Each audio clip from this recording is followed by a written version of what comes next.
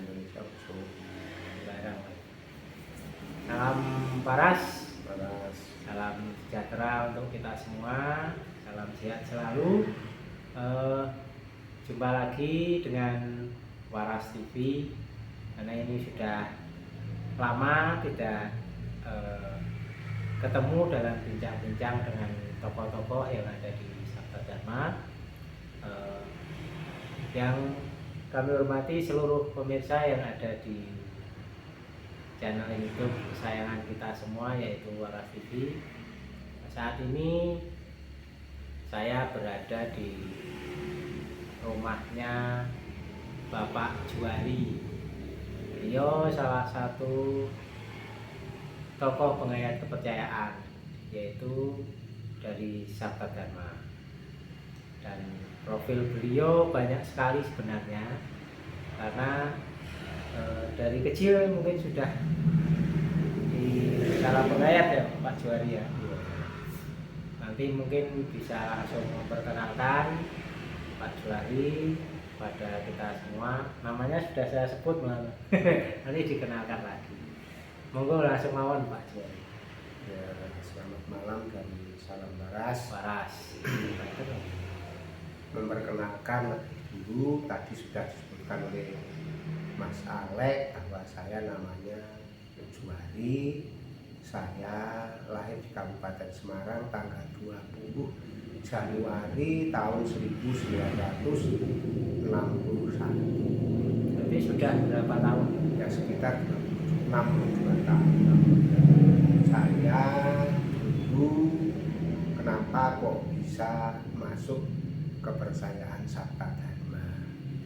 Karena kalau dulu saya ya ikut salah satu agama, tapi saya dulu itu sebelum saya masuk mengikuti kepercayaan Sabta Dharma, kok saya sakit-sakitan terus saya disadani oleh mbah saya, namanya Mbah Mukari, itu sebagai tuntunan kerohanian Sabta Dharma yang ada di Dusun Ngablak, yaitu tuntunan yang pertama, tuntunan kerohanian Sabta Dharma. Berarti yang pertama kali di Ngablak itu Mbah Mukari, itu mbah saya. Terus saya itu turun yang ketiga, bapak saya juga warga Sabta Dharma, ibu saya juga warga Sabta Dharma. Terus kenapa kok saya bisa masuk Sabta Dharma?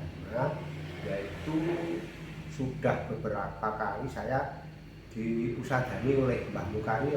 Setiap sakit saya diusadani oleh Mbah Mukari itu sembuh, tapi beberapa hari atau beberapa bulan saya sakit lagi, begitu terus-terusan.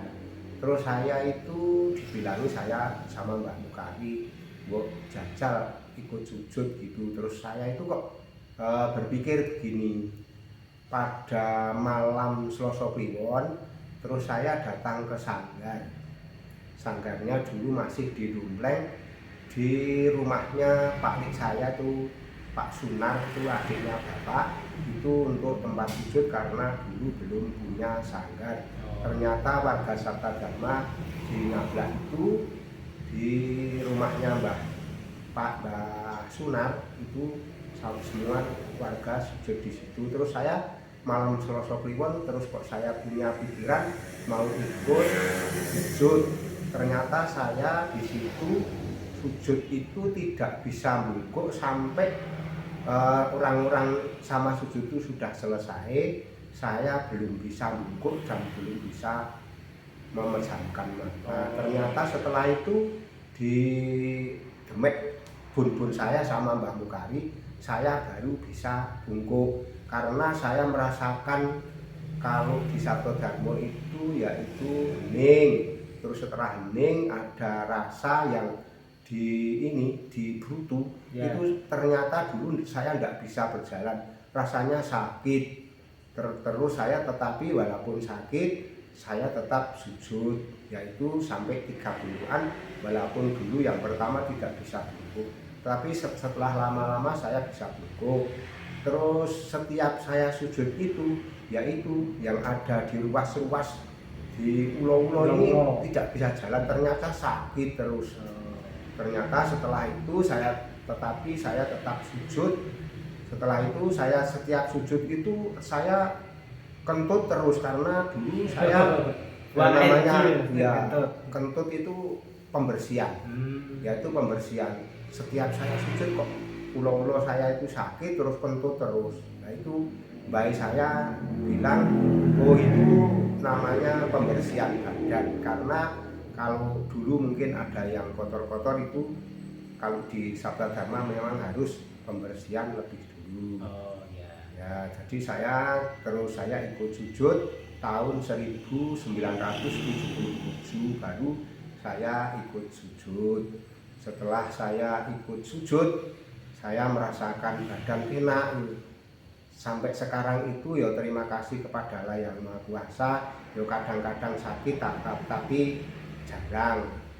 Tidak seperti dulu. Kalau dulu itu setiap bulan saya itu sakit terus. Terus saya ya setelah saya menjalankan sujud secara Sabda Dharma, saya ya sudah bisa merasakan badan sering itu jarang sakit. Ya orang namanya orang ya kadang-kadang sakit tapi cuma sedikit-sedikit itu sudah biasa.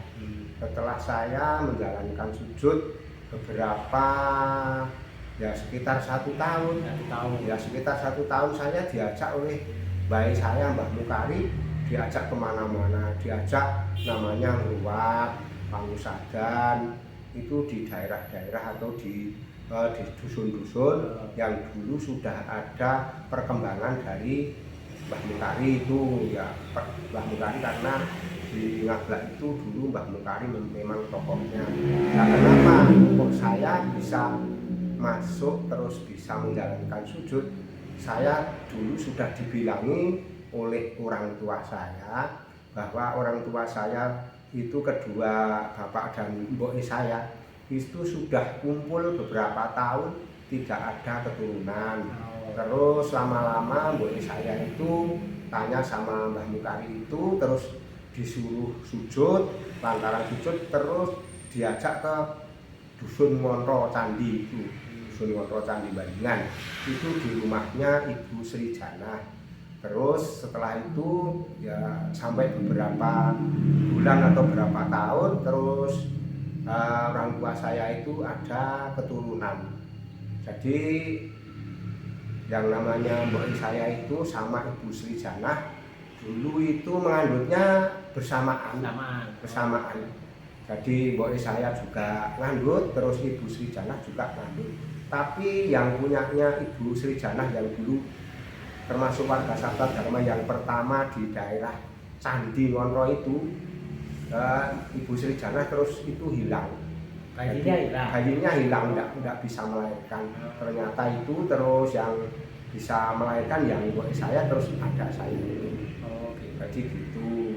Kalau bilangnya Pak Slamet, saya sudah cerita katanya saya itu adiknya Pak Harisuyotno. Mungkin ya itu atau tidak saya tidak tahu, itu kan bilangnya Pak Slamet Daryanto begitu ya. Terus saya juga merasakan gitu, terus kok jebul-jebul bisanya ada saya itu lantaran dengan sujud cara Sabda Dharma. Karena sampai 7 tahun mbok dan bapak saya itu berkumpul baru ada saya sampai 7 tahun dengan kan sujud itu. Setelah saya lama-lama sujud, terus saya kok lama-lama sudah lama kok malah ditunjuk dari tokoh-tokoh kepercayaan Sabda Dharma. Saya itu ditunjuk agar saya supaya menjadi ketua Persada, itu ketua Persatuan Warga Sabda Dharma itu sampai 2 periode. Itu tahun berapa saya lupa, mungkin Mas Alex sudah tahu ya, berapa tahun sudah sampai 2 periode. Tapi saya sebelum ditunjuk itu saya khawatir, kok sepertinya saya kok jadikan ketua Persada, saya sekolah aja enggak, SD aja enggak lulus kok jadikan ketua Persada. Jadi saya merasa keberatan. Yang satu, terus yang kedua keberatan saya adalah kalau saya jadikan ketua Persada, kalau saya tugas di mana-mana cari uang atau cari sangu itu di mana, wong namanya saya itu orang tidak punya.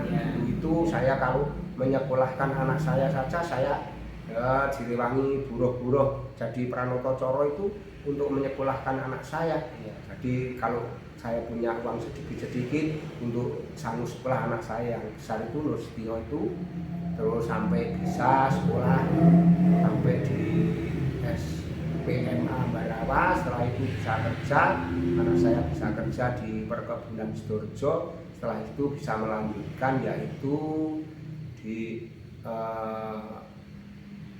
sarjana pertanian, jadi bisa sampai S1, walaupun sampai sekarang nggak jadi apa-apa, cuma ya orang cuma bisa pertanian aja, jual bibit sayuran itu. Nah, ternyata saya juga terima kasih. Iya. Saya setelah itu saya kok lama-lama saja saya jadi ketua persada itu kok lama-lama kok jebule saya yo bisa yo jadi ketua persada, walaupun saya kalau menghadapi namanya sama pejabat itu saya sampai sekarang ini masih minder ya. Terima kasih kepada teman-teman khususnya Mas Alek yang membantu saya selama menjadi ketua persada itu saya bisa menjalankan tugasnya, walaupun cuma namanya saja. Yang membantu adalah teman-teman dari pengurus persada Kabupaten Semarang. Setelah saya menjadi ketua persada 2 periode, saya pikir-pikir itu ya saya minta itu biar bergantian siapa yang menjadi ketua persada. Tapi kok saya setelah jadi ketua persada 2 periode ini saya malah ditunjuk oleh tokoh-tokoh kepercayaan Sabda Dharma Kabupaten Semarang saya supaya menjadi staf tuntunan perwakilan Sabda Dharma Kabupaten Semarang. Dan sebelum saya menjadi staf tuntunan peranan Sabda Dharma Kabupaten Semarang, saya juga menjadi presidium MLKI Kabupaten Semarang, walaupun cuma 1 periode, dan saya minta tolong kepada Mas Alek supaya meneruskan menjadi presidium MLKI Kabupaten Semarang, karena yang namanya presidium itu orang yang punya pendidikan, dan kalau sama pejabat sama aparat itu bisa berbicara dengan bagus. Kalau ditanya sama aparat itu agak belegu, karena saya mungkin ya SDM agak rendah, jadi saya lebih baik yang muda-muda aja. Kalau saya sekarang ya kalau memang menjadi staf tuntunan peranan Sabda Dharma Kabupaten Semarang ya walaupun perjalanannya tidak lancar, dan saya minta tolong kepada teman-teman agar supaya saya bisa menjalankan tugas saya itu. Iya. Tapi saya dulu sebelum jadi ketua persada saya juga ditunjuk kepada masyarakat Dusun Banaran ini saya supaya menjadi ketua RT 3 yang pertama. Karena dulu di Dusun Banaran itu ada 2 RT, terus ada pemekaran RT. Setelah ada pemekaran RT, yaitu Dusun Banaran menjadi 4 RT. Tapi saya ditunjuk oleh masyarakat supaya saya menjadi ketua RT 3 di Dusun Banaran. Tapi saya dulu itu ditunjuk itu ya saya menjawab, saya itu orang Sabda Dharma, saya itu tidak pernah sholat kok ditunjuk menjadi ketua RT. Oh tidak begitu Pak Juari, kamu itu tidak disuruh untuk sholat, sholat itu kan urusannya pribadi. Kamu menjadi Sabda Dharma tidak apa-apa, yang penting kamu menjadi ketua RT 3 Dusun Banaran.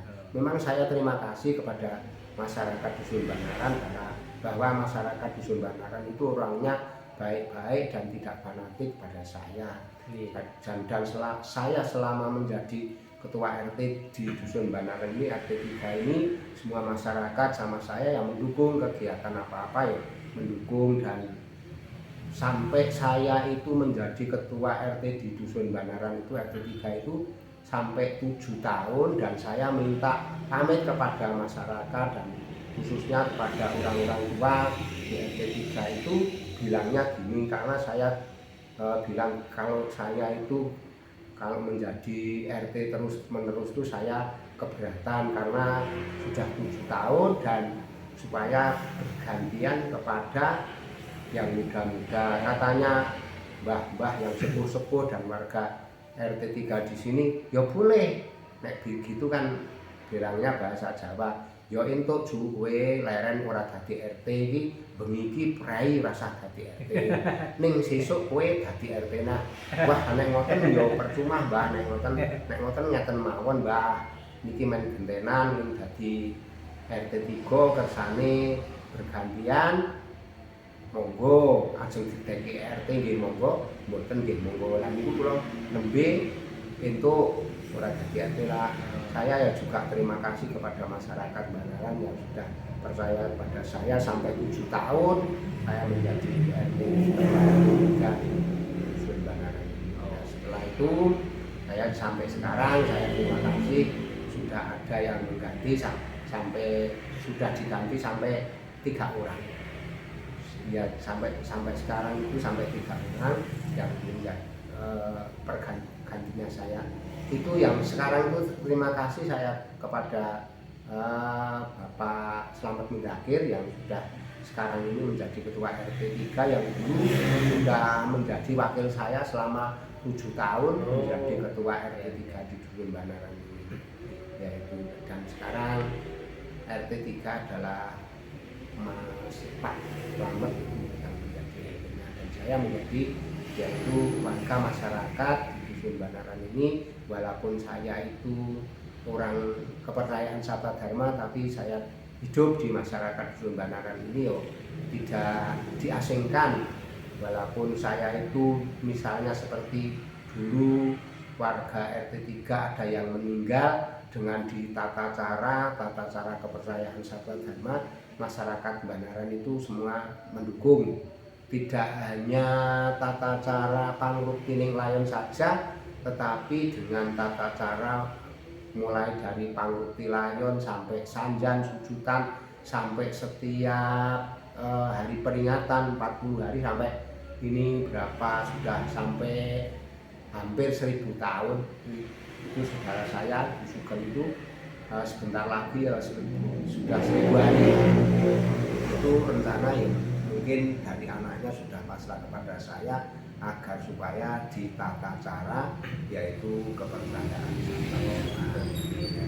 dan saya itu tidak hanya di lingkungan sini saja walaupun saya pengalaman tidak kurang tapi saya di masyarakat atau di warga Sabta Dharma kadang-kadang diminta bantuannya di mana tata cara pangruti layon secara kepercayaan Sabta Dharma supaya dilaksanakan terus ya saya dan teman-teman semua petugas pangruti layon di Kabupaten Semarang walaupun tidak hanya di Kecamatan Banyumas saja di mana saja Kabupaten Semarang yang mau atau yang membutuhkan tenaga dari pangruti layon itu semuanya berangkat dan teman-teman semangat semua ya itu sementara oke ya. Matur nuwun Pak Johari ya. Saudaraku semua khususnya warga Sabta Dharma dan warga kepercayaan serta sedulur-sedulur kabeh niku sedikit kisah hidup ya. Kisah hidup dari Bapak Johari dari bayi yang sudah mengandung fenomena atau magic ya. Terus perjalanan beliau di Sabta Dharma, perjalanan hidup di masyarakat, nah, itu sangat menarik. Saya tertarik Pak Ju. Ya. Dulu kan ini kembali ke masa kecil dulu ya. Pak Johari kan katanya sering diajak setelah ikut sujud, itu sering diajak Mbah Mukari tadi berkeliling untuk pangsadan, pangruatan dan sebagainya. Itu sampai daerah mana kira-kira? Kalau daerah sini dulu itu di Sata, kadang di Sebono, Lindungan, Bedali Temanggung. Ya, Bedali Temanggung itu dekat sama Wonokerso daerah itu. Mali ya. Ya. Daerah situ Bedali atau Bedali itu saya dulu sok diajak sama mbak saya tapi dulu itu masih jalan kaki dari rumah sampai tempat itu jalan kaki. Terus kalau malam itu ya kadang kalau malam pulang juga kemalaman saya itu tidur di Sedono itu di rumahnya Mbah Murtija. Mbak Mutija. Memang itu dulu Saudara. ya memang itu bukan saudara karena Mbah Murtija itu dulu sudah lama punya anak itu anaknya meninggal. Oh. Terus setiap punya anak anaknya meninggal terus minta tolong kepada mbak saya Mbah Mukari itu minta tolong. Terus setelah minta tolong dengan tata cara sabda dharma disuruh sujud itu punya anak 2 sampai sekarang masih hidup semua. Oh gitu.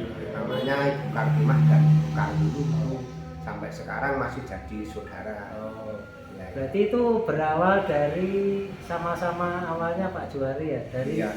beberapa sedikit masalah terus bisa teratasi dengan melakukan tata cara secara sabda dharma. Iya, ya. iya. Oh. Berarti bukan Timah dan Bu siapa tadi? Karmini. Karmini, saudaranya Pak Juwari ternyata. Terus Pak Ari Suyitno juga saudaranya Pak Ari. Pak Juwari. Ini luar biasa. Itu kan saudara karena ikut sabda Sabda dharma. Dharma. Kalau saudara kandung Kandung beda, beda, ya mungkin orang lain menjadi saudara. Orang lain jadi saudara.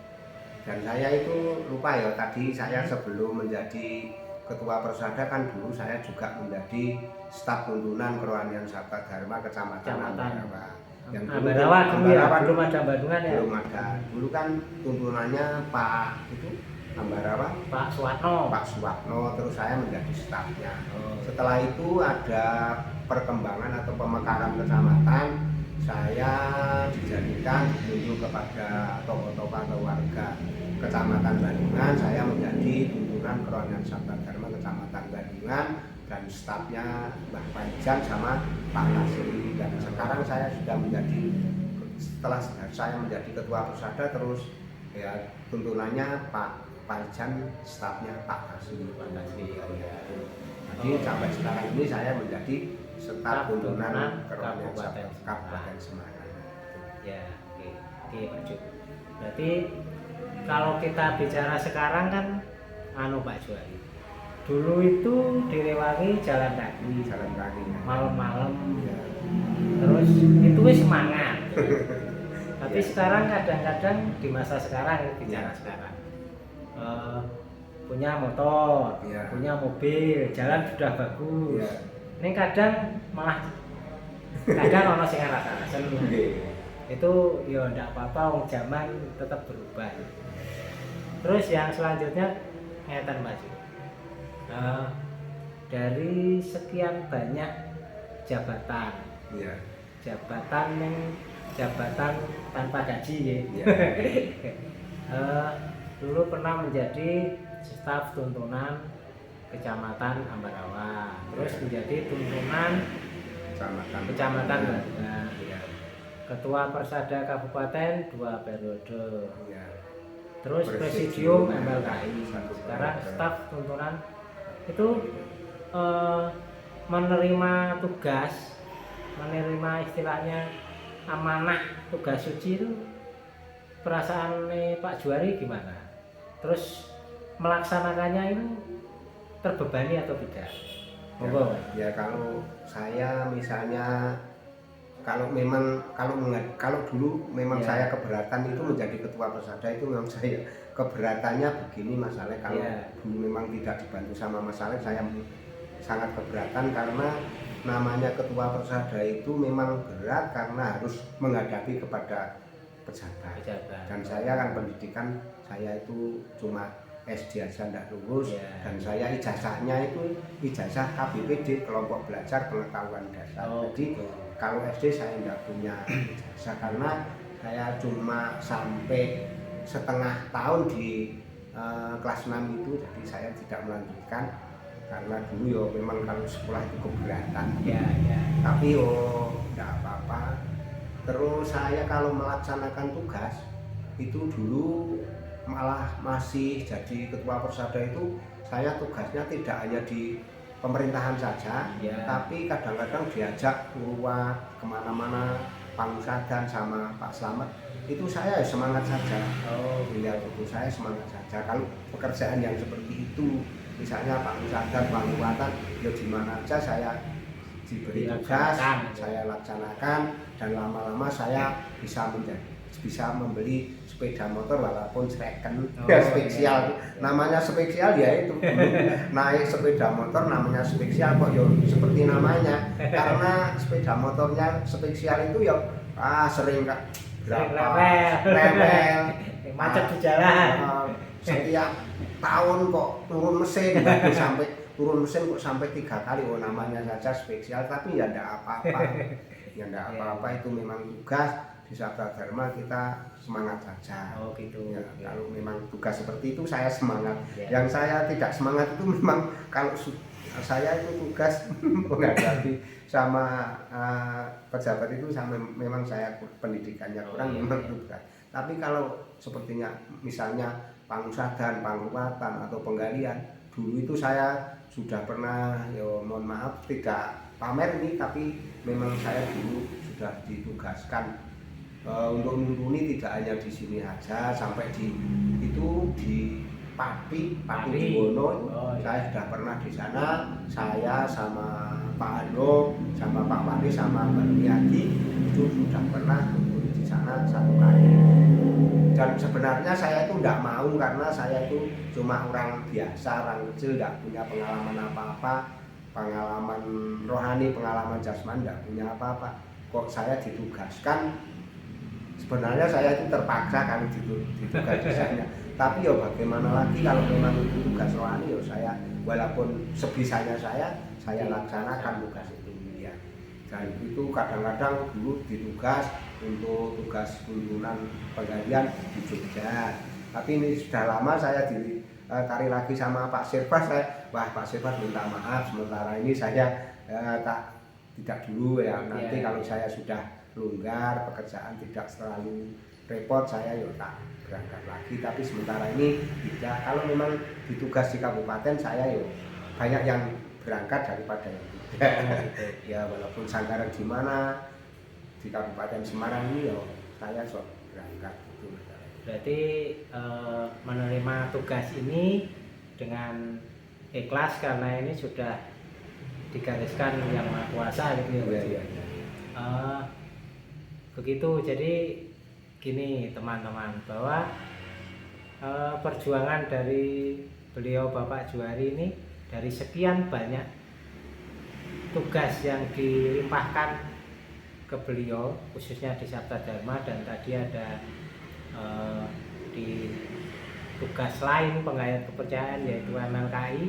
MLKI itu Majelis Luhur Kepercayaan Indonesia Kabupaten Semarang, juga ada di lingkungan masyarakat, dan semua jabatan itu adalah jabatan yang tidak ada gajinya berupa uang atau berupa apa dan sebagainya. Tetapi beliau menjalankan dengan ikhlas, dengan keterbatasan sarana dan prasarana waktu itu. Dengan jalan kaki, dengan motor butut istilahnya, dituku mergo adol sapi aja, karo utang. Utang Baharno. Ya. Tapi itu tetap dijalani Pak Juari dengan sepenuh hati. Nah, dengan keadaan yang seperti itu, dengan tugas yang begitu jenengan jalani, kira-kira apa yang jenengan peroleh? Yang jenengan peroleh dari satu segi jasmani, dua segi rohani. Monggo bisa diceritakan, karena ini bisa membangkitkan semangat bagi kita khususnya yang muda, bahwa kita tugas di Sabda Dharma atau tugas di penghayat kepercayaan itu kita jalani mawon. Monggo Pak. Terima kasih. Ya kalau memang saya dulu sudah pernah bilang sama Mas Alex sama Pak Kundono, setelah saya menjadi ketua persada 2 periode, saya sudah bilang memang saya dulu dijadikan ketua persada itu keberatannya kalau mau pergi kemana-mana itu saya harus jalan kaki atau bagaimana, sepeda motor pun saya tidak punya, itu keberatannya itu. Terus kalau mau pergi ke misalnya jarak jauh numpak mobil, itu yang untuk membayar itu apa, keberatannya itu. Tapi setelah saya laksanakan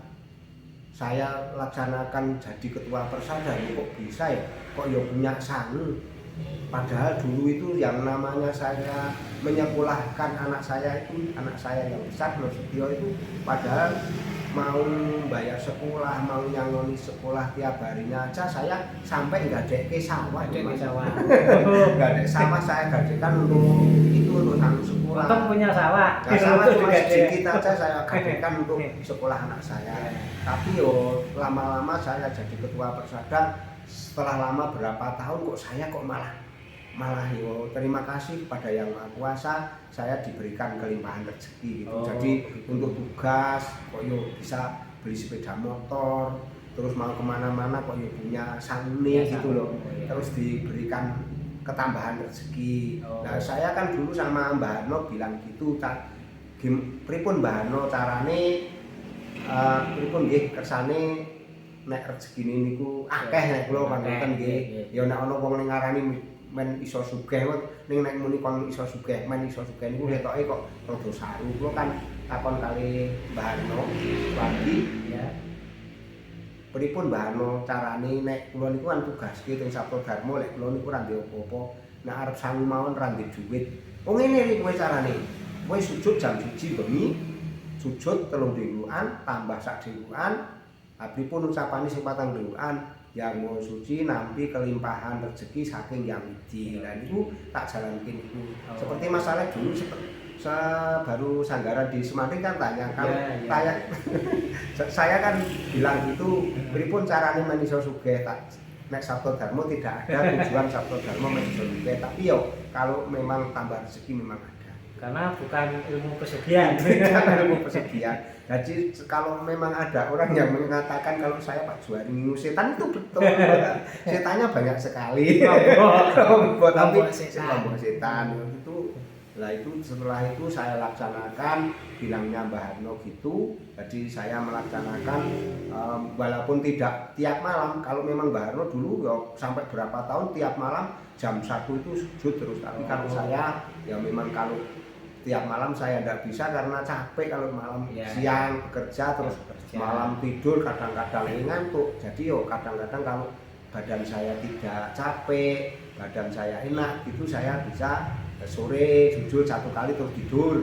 Terus malam sekitar jam 1 saya bangun sama mbok wedok saya itu saya ajak sujud, yaitu ucapannya begitu. Saya ulangi sekali lagi, mungkin dari anak-anak remaja yang mau mempraktekkan boleh saja. Jadi tidak usah pakai cari dukun, tidak usah. Dari Sabta Dharma itu ada tata cara ya. Jadi misalnya mau supaya rezekinya lancar ya gitu, jadi tambah sujud 3 bulan tambah 1 bulan, tapi ya malam hari. Walaupun misalnya jam 1 malam kok tidak bisa, ya jam 1, jam 2, 3, sampai 4 atau pagi pun jam 5. Sepertinya kita dulu Pak Sri itu menerima wahyu kan jam 1 malam sampai jam 5 pagi. Jadi kita misalnya punya tujuan yaitu sujud malam hari, kalau bisa ya jam 1 malam dengan ucapan yaitu sujud 3 bulan tambah 1 bulan Yang Maha Suci nanti kelimpahan rezeki saking Yang Widi. Itu masalahnya. Kanthi catatan esok awan nyambut gawe. Nah, esok awan nyambut gawe. Tapi nek sujud enggak bisa. Rezekine mabruk saka langit yo. Bisa. Itu harus harus sujud, doa ya bekerja sesuai dengan bidangnya masing-masing. Dan saya terima kasih kok Yang Maha Kuasa sudah mengabulkan atau nyembadani permintaan saya, dan saya terima kasih sampai sekarang sudah diberi rezeki yang lumayan untuk kecukupan masalah jasmani saya sekeluarga dan bisa menyekolahkan anak saya. Terima kasih. Karena anak saya bukanlah saya pamer nih, memang saya terima kasih kepada Yang Maha Kuasa, dan lantaran saya sujud Sabta Dharma, anak saya sekarang yang kecil itu, Bekti itu, dia sampai di S2 di UGM. Oke Pak Juari, itu kalau teman-teman khususnya di Sabta Dharma se-Provinsi Jawa Tengah mesti kenal yang namanya Mas Bekti Kristiaji. Itu koordinator remaja Sabta Dharma Provinsi Jawa Tengah. Nah, beliau bapaknya Pak Juari ini bapaknya Mas Bekti. Iya. Jadi Pak Juari itu dulu SD ora lulus. Iya. Neng anak kedua anaknya Mas Nursetio dan Mas Bekti itu sarjana semua. Iya. Kemudian yang satu sarjana pertanian, yang satu sarjana teknik. Iya. Nah, ini kan luar biasa. Jadi perjuangan orang tua, tugas orang tua itu tidak mudah ya, tidak ringan. Tetapi kalau dijalani itu pasti akan membawa berkah bagi keluarga. Seperti itu. Ya mungkin memang kalau di Sabta Dharma itu Kak, dengan tata cara misalnya diberi tugas dengan semangat, pokoknya ya bisa tidak bisa ya berangkat gitu. Saya kalau dulu sampai sekarang itu ya bisa tidak bisa ya saya laksanakan. Ya. Kalau enggak repot sekali loh, kalau memang repot sekali ya enggak berangkat, tapi kalau saya enggak repot ya berangkat. Terus tadi yang perlu dicatat Ya. para warga bahwa Pak Juari dengan keadaan dulu yang sekarang itu jauh berbeda. Masalah keduniaan tadi dulu pernah mengalami kesulitan tentang ekonomi, sekarang karena punya usaha tadi pembibitan setan. Bukan setannya itu lombok setan, lombok seret, lombok keriting, tomat, bukan setan yang jadi jangan di perspektif yang lain, kita tetap berusaha bekerja itu pembibitan dan juga macul ya Pak Ju, petani. Jadi profesi petani itu sebenarnya kan kalau dulu banyak yang memandang sebelah mata Pak Juari. Iya. Tapi sekarang itu juga merupakan profesi, jadi perlu disyukuri. Yang selanjutnya Pak Juari tadi disebutkan bahwa waktu menjadi ketua pengurus Persada 2 periode dan sampai sekarang staf tuntunan kabupaten itu kan disebutkan ada istilah kematian, Pangukti Layon dan sebagainya. Nah, Pak Juari kan berperan di dalamnya ya. Nah, saat ini saja masyarakat oke mawon, menerima dengan baik. Nah, dulu pripun Pak? Dulu sebelum saat ini masyarakat pripun? Ya kalau dulu memang yuk namanya tak kenal maka tak sayang itu masalahnya. Belum kenal, jadi masyarakat yuk kadang ada yang menerima, ada yang tidak. Tapi setelah lama-lama sudah kenal, tata cara Sabta Dharma seperti itu. Jadi Sabta Dharma itu tidak hanya Pangukti Layon saja, tapi sampai sekarang sudah ada pendidikan kepercayaan di Indonesia ini. Jadi kalau dulu itu namanya Pangukti Layon yang pertama itu namanya Mbah Muhsidi, itu bapaknya itu Moro Sepuwe. Bapaknya Suwardi Pakram sih.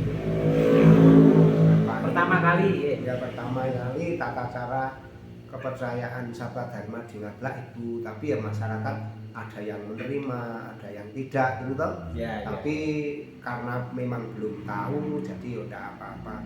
Tapi dulu kalau tata cara Pangukti Layon cuma Pangukti Layon saja, dan tata cara misalnya Sanjan itu ada tata cara seperti yang dilaksanakan masyarakat itu, misalnya seperti adat masyarakat dulu. Tapi sudah lama-lama terus kok begitu terus kok kita kok jumleng Pangukti Layon kok Pangukti ning tok, tidak sampai doa Sanjan, sampai peringatan. Nah itu memang dari Sabta Dharma ada tata caranya. Terus setelah ada tata caranya ya itu kan dulu Pangukti ini yang pertama dari Mbah Muhsidi yang pertama juga. Terus lama-lama ada tata cara lagi, tidak hanya Pangukti Layon seperti di Sabta Dharma, tapi ada tata cara Sanjan, terus tata cara misalnya doa peringatan 40 hari atau sampai 1000 hari itu ada. Tapi yang pertama yaitu di Mbah Ibu Pak Nadian itu, Mbak Sakilah. Yang pertama itu Sanjan tuh orangnya sedikit. Tapi sama saya bilang sama Pak Nadian, janganlah emosi Pak Nadian. karena ini masyarakat belum tahu dan belum mengenal tata cara. Tidak apa-apa, itu pembukaan pertama. Itu jadi pengajian yo setengah-setengah sok, kadang-kadang sok wah kok gini ya, tapi tidak apa-apa, tapi saya mantap saja. Yang penting kita melaksanakan tugas apa adanya.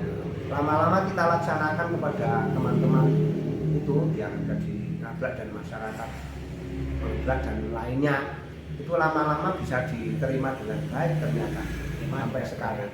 Jadi sekarang dan bukan hanya Ngablak saja, tapi sebagian besar wilayah Kabupaten Semarang sudah bisa melaksanakan. Jadi sekarang itu baik itu di Ngablak, Legowo, Blater, Tambakrejo dan lain-lain itu tata cara seperti itu sudah bisa diterima. Jadi masyarakat mungkin ya memang itu tata caranya mungkin ya bisa menerima dengan memang kita itu bisanya dikenal kan kita harus yaitu mengenalkan dulu yang namanya tak kenal maka tak sayang itu. Kalau kita sudah kenal mungkin ya kalau tidak begitu melaksanakan ya mungkin ya kasihan sama warga. Tapi sekarang khususnya di Ngablak, kalau di Tambakrejo, di Legowo kan sudah tahu. Di Blater aja kalau orang Sanjan itu semua ya, bapak-bapak, ibu-ibu, tata cara Sabda Dharma ya bapak-bapak, ibu-ibu semua datang ke situ dengan doa tata cara Sabda Dharma.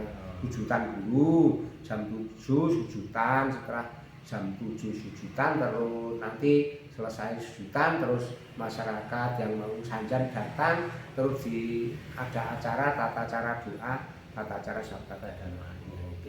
Jadi saya itu dengan tata cara Sabda Dharma Pangruti Layun ya tidak pamer, tidak hanya di Kabupaten Semarang saja.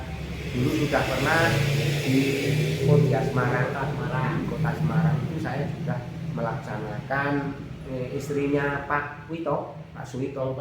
Warga Sabda Dharma Kota Semarang nggak tahu kok ada warga di tata cara seperti itu, tapi warga Sabda Dharma Kota Semarang nggak tahu karena tidak kenal sama sana, kenalnya sama warga Kabupaten Semarang. Jadi tata cara itu yang ngerti yaitu dari Kabupaten Semarang. Dan dulu juga pernah di Kota Semarang itu meninggalnya Pak Kadarso. Pak Kadarso kan yaitu tuntunan provinsi ya Mas. Tuntunan provinsi Jawa Tengah itu dulu tuntunan provinsi apa ya? Presiden saya wilayah ya. Saya lupa.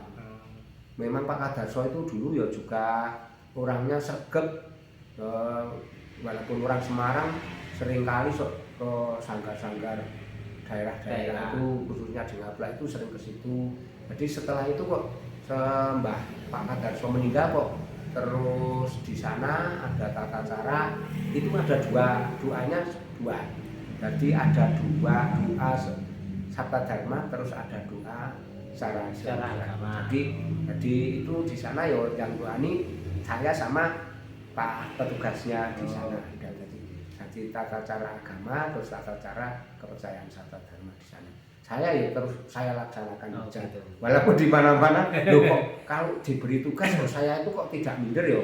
Kalau diberi tugas misalnya ada doa, padahal saya itu menghadapi tidak hanya warga. Misalnya kita doa di Sabda Dharma tapi kok warganya sedikit, itu kok saya ya kok siap mantap aja ya.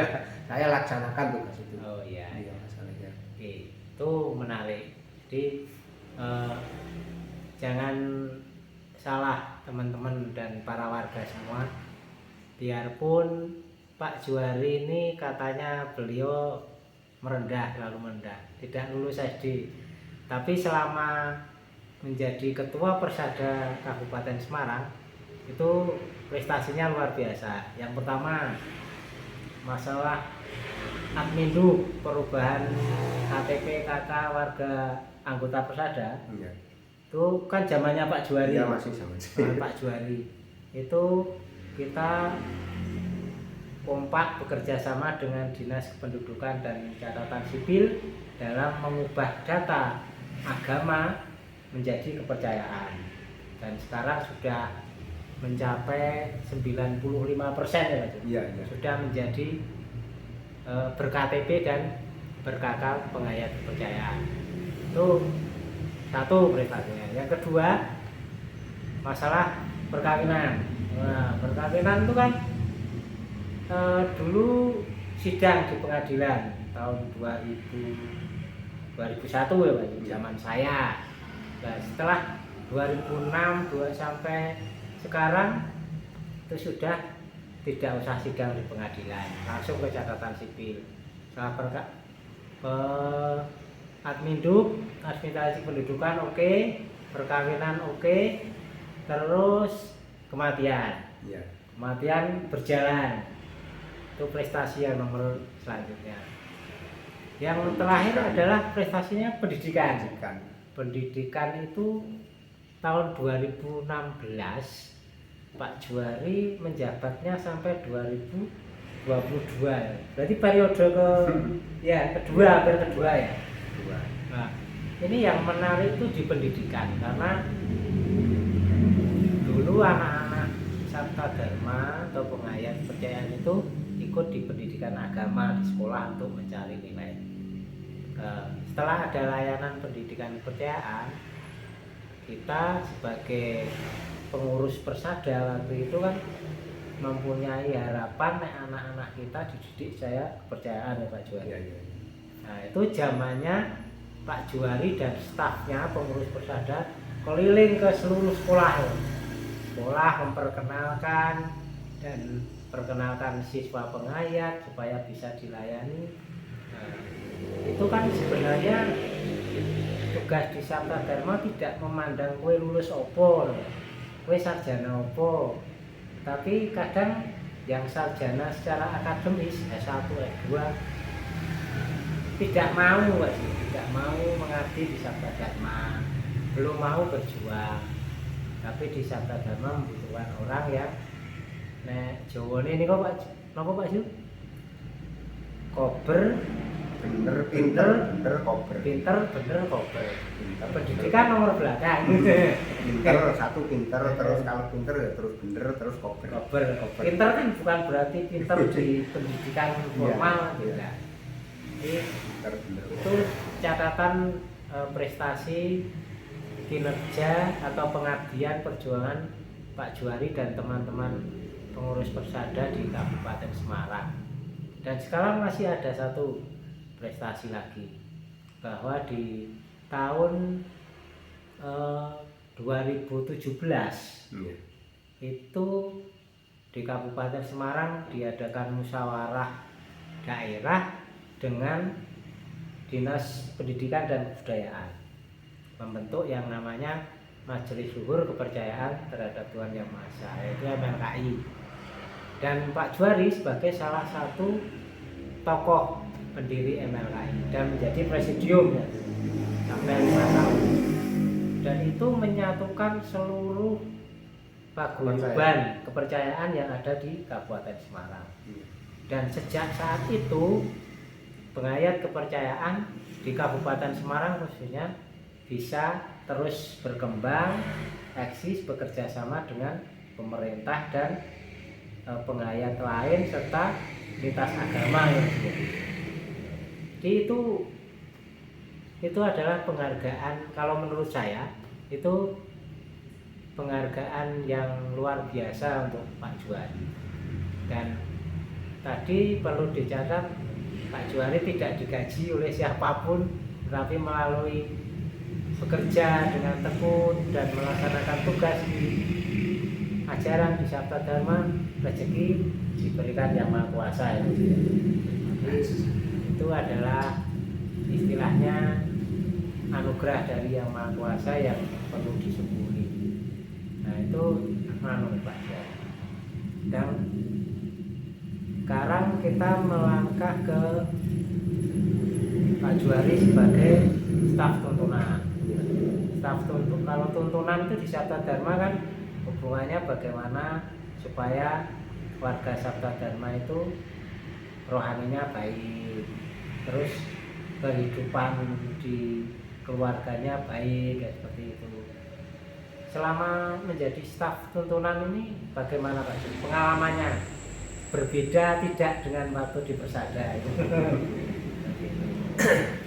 Yo kalau perjalanan yo hampir-hampir sama, perjalanan hampir sama, tapi keberatan saya kan kalau di Persada itu menghadapi sama pejabat, Ya. sama aparat, saya tidak tahu. Tapi kalau saya menjadi staf pimpinan menghadapinya kepada yang banyak kan sama warga, agar supaya warga Sabta Dharma di Kabupaten Semarang ini bisa menjalankan tugasnya sebagai warga Sabta Dharma, dan misalnya sanggaran, baik itu sanggaran umum, sanggaran wanita, sanggaran remaja, bagaimana caranya di Kabupaten Semarang ini bisa berjalan semua, bisa berjalan dengan baik gitu. Jadi misalnya ada kegiatan penggalian, yo saya kadang-kadang sok nguyak-nguyak bagaimana caranya warga Sabta Dharma Kabupaten Semarang ini setiap ada kegiatan penggalian bisa mengikuti penggalian. Kadang-kadang saya itu sama Pak Hari sok bilang gini, apa mau gratisan aja, maaf ya ini, apa mau minta gratisan. Saya terus bilang sama keluarga Mbah Hano, anak-anaknya Mbah Hano, ya dari Pak Suko, Pak Srinanto, sama Mas Yudi, dan sama anak-anaknya Mbah Hano lainnya, itu saya sok bilang gitu, pripun nggih Mas nek umpama penggalian di Kabupaten Semarang syuting mriki gratis, oh siap Pak Juwari. Oh, gitu. Jadi saya gitu, biar warganya itu semangat. Tapi ada yang saya sampaikan di sanggaran, malah ada yang bilang gini, wah nggih isin to Pak Juwari wong penggalian teng mriku malah mboten bayar. Niku mboten napa ngeten mawon, umum mawon kabeh ora bayar napa pripun. Nah, kula kan sudah sama warga setiap sanggaran sudah saya sampaikan. Kalau di Kabupaten Semarang penggalian itu kan bayarnya 150.000, dan apabila yang misalnya kok punya uang cuma 100.000 ya diterima, 50.000 ya diterima. Misalnya kok niat mau ikut penggalian tapi kok tidak punya uang, langsung aja Mbak daftar. Kalau nanti malu ya daftar sama saya kancani di situ supaya nanti biar tahu yang menerima pendaftaran itu, dan yang mendaftar sudah saya bilangin apabila nanti ada yang tidak bayar jangan diminta uangnya, biar warga Sabta Dharma Kabupaten Semarang itu bisa menjalankan.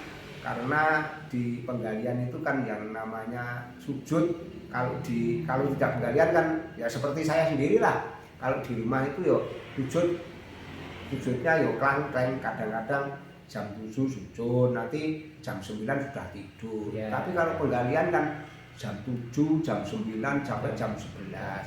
Itu sampai 6 hari 6 malam. Kalau 6 hari 6 malam, kalau 12 malam seperti kemarin di Lusari itu kan sampai 12 malam sujudnya yo rutin.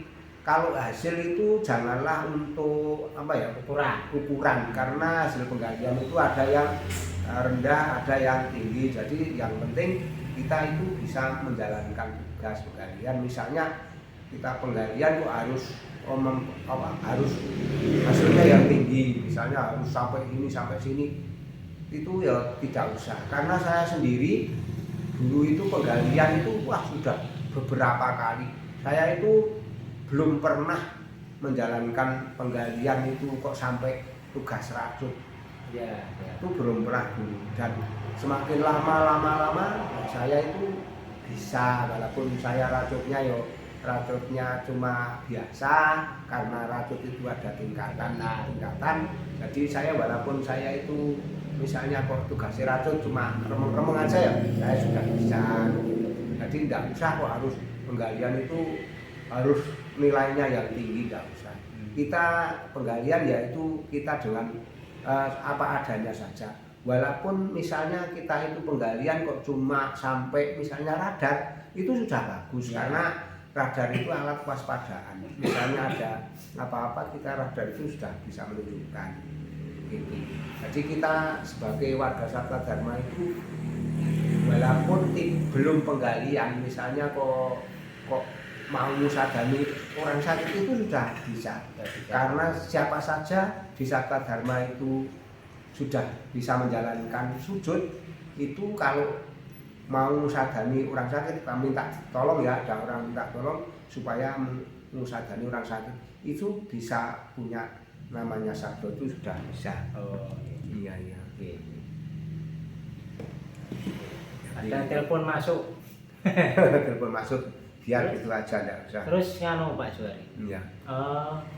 Selama menjadi staf tuntunan ini kan pasti warga itu kan ini urusannya dengan rohani. Apakah ada yang misalkan nganglo karo Pak Juari tentang kehidupan, tentang opo, kan banyak toh warga kita. Iya. Kadang sudah sujud lama, terus sudah melaksanakan tugas ini itu, tapi kadang gegayuan ini saya belum tercapai. Pernahkah ada yang istilahnya meminta petunjuk, meminta solusi ke Pak Juari, warga kita itu? Ya misalnya ada yang mau minta petunjuk, ya saya berikan petunjuk mau apa gitu. Ya. Seperti misalnya ada orang minta tolong pangsajan atau minta tolong bagaimana caranya. Kadang-kadang ada warga yang minta tolong bagaimana caranya itu saya itu bekerja supaya lancar banyak rezeki. Nah itu ada tata cara. Oh, ya, ya. Ada tata cara bagaimana caranya kita itu misalnya mau bakulan gitu ya ada tata cara seperti itu. Kok ada lagi misalnya ada keruwetan keluarga itu juga ada tata cara. Berarti sudah Misalnya ada tata cara. ada tata cara sendiri. Walaupun itu misalnya kok tidak hanya itu aja masalahnya. Ya. Tata cara kita mau menanam misalnya orang tani mau menanam apa saja sudah ada tata cara. Dengan tata cara yaitu sujud.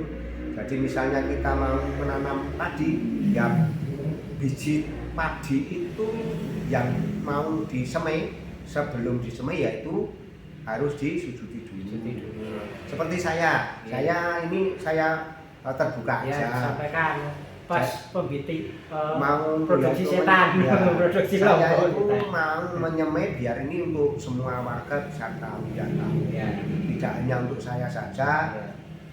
Jadi kalau mau menyemai saya itu bibit atau benih yang mau disemai Ya. itu saya benih apa saja, misalnya ada timun, tomat, ada cabai, ada apa-apa itu saya sujudi lebih dulu. Oh gitu. Jadi sebelum disemai atau disebar dipuk bahasa Jawa Ya, dipuk itu bibit itu harus disujudi terlebih dahulu. Oh gitu.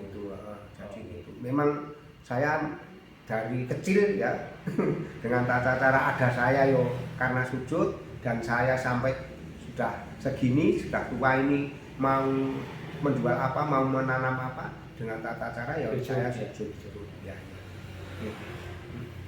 Sangat menarik para warga semua bahwa ini sebenarnya perjalanan hidup masing-masing mohon maaf masing-masing orang itu sudah ada garisnya sendiri dari Yang Maha Kuasa.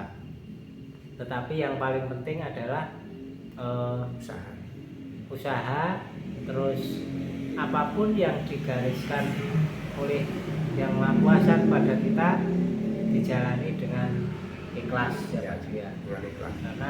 Karena keikhlasan itu nanti yang akan membawa kebahagiaan untuk hidup kita.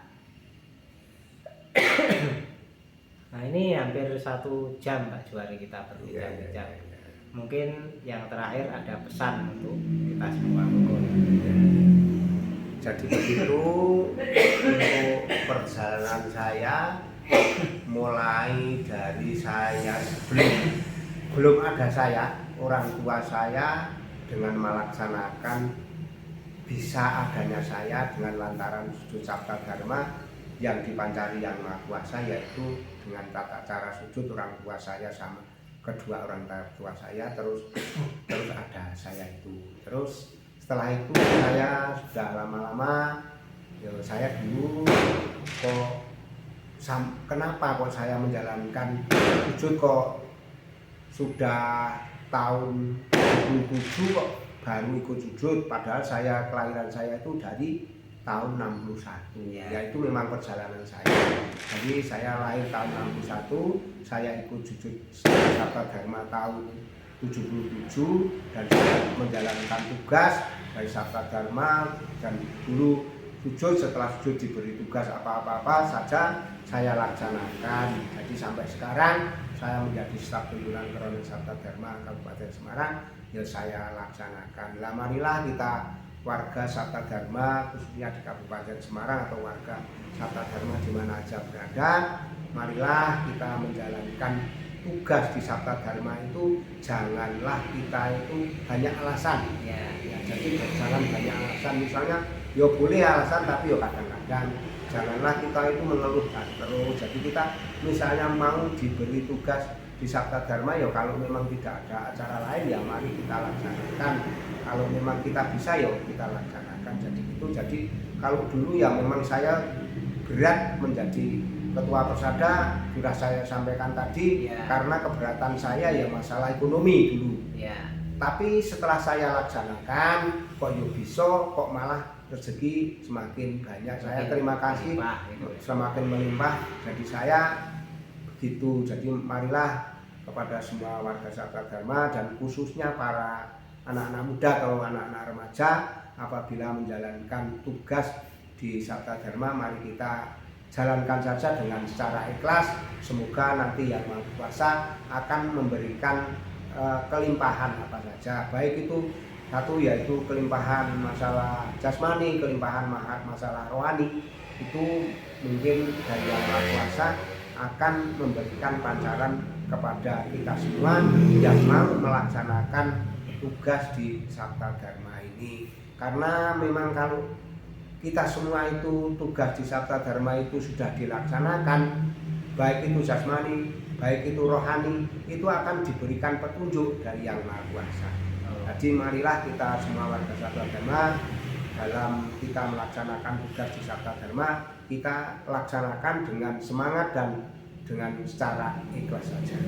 Itu pesan dari saya. Dan apabila penyampaian saya tadi sama Mas Alek ada kesalahan, saya mohon maaf lahir dan batin ya, karena batin saya mungkin yang menerima ucapan saya itu kepada kami dengan secara lahir atau secara batin. Jadi mari kita mohon maaf lahir dan batin apabila ada kesalahan, baik itu yang saya sengaja, yang tidak, mohon maaf yang sebesar-besarnya. Begitu. Apabila ada kekurangannya saya mohon maaf. Mengaturkan selamat malam dan salam waras. Terima kasih Pak Juwari. Ya. Terima kasih kami ucapkan kepada Pak Juwari yang memberikan waktunya dan kesempatan kepada Waras TV untuk sedikit berbincang-bincang, tukar pengalaman. Mudah-mudahan ada manfaatnya bagi kita, kita dan bagi semua warga Sabta Dharma, juga kepada semua yang melihat di channel Waras TV. Dan saya punya pesan kepada Mas Alek, khususnya dari Mas Alek. Saya doakan karena Mas Alek itu orangnya semangat dalam tugas. Semoga Mas Alek nanti akan diberikan kelimpahan, baik itu kelimpahan jasmani maupun kelimpahan rohani, Mas Alek. Terima kasih Gusti paring kasembatan. Tidak lupa karena ini masih suasana Lebaran Pak Juwari. Mungkin kita bisa mengucapkan selamat Lebaran kepada saudara kita Muslim. Begini mungkin Mas. Kami dari Waras TV, yaitu channel YouTube warga Sabta Dharma Kabupaten Semarang, mengucapkan selamat Idul Fitri 1444 Hijriah. Minal aidin wal faizin pada semua saudaraku umat Muslim yang ada di seluruh dunia. Semoga dengan Idul Fitri tahun ini kita selalu diberikan kebahagiaan, diberikan pengayoman, kesehatan dan kebagas warasan. Kita terus berjuang atas dasar kerukunan. Terima kasih. Dan akhir kata dari kami, Waras TV, apabila ada kesalahan, kami mohon maaf yang sebesar-besarnya. Salam waras dan rahayu.